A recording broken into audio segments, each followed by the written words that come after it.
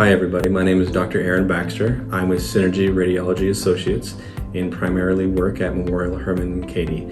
So ovarian vein embolization is the procedure that we do once we think that the veins are incompetent. So we would go in through a vein in your hip or in your neck and select the veins.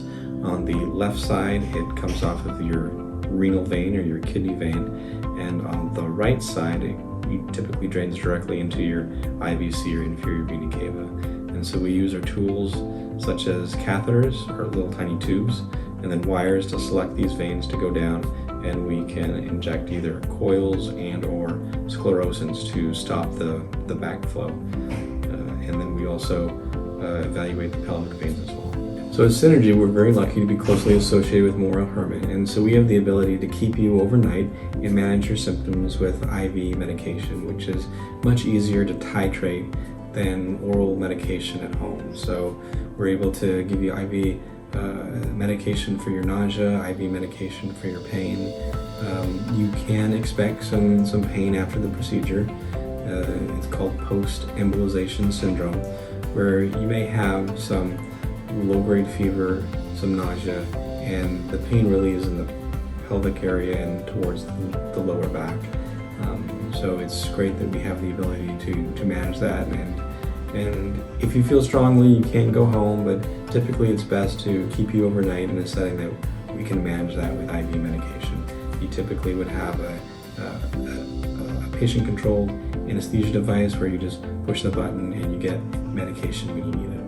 So during the procedure, you can expect to have moderate sedation or twilight medication. The only thing that you'll typically feel during the procedure is the lidocaine as we numb up the area of the vein, whether we're getting access in the hip area or up in the neck.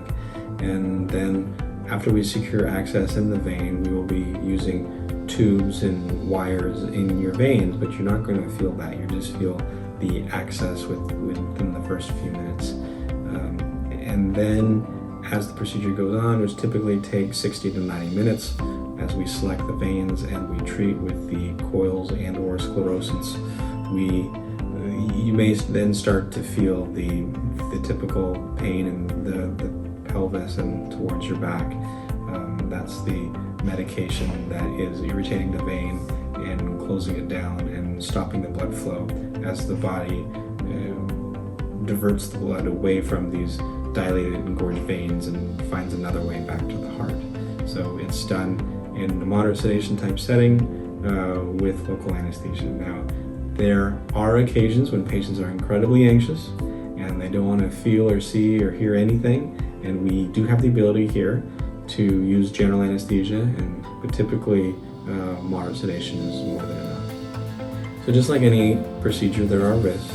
The risks with this procedure would include the pain, like we talked about, especially towards the end of the procedure after we've treated the veins. There's always the risk of bleeding and infection anytime we cut the skin. The devices that we use to block up the veins, we're very meticulous and careful when we deploy them. But of course, there's always the theoretical risk of these coils migrating to the lungs, which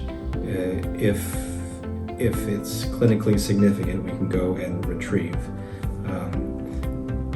But that's why we use the $1 million machine in terms of looking at the body and the devices as we're deploying these things, and we are as careful and meticulous as possible so that prevents that.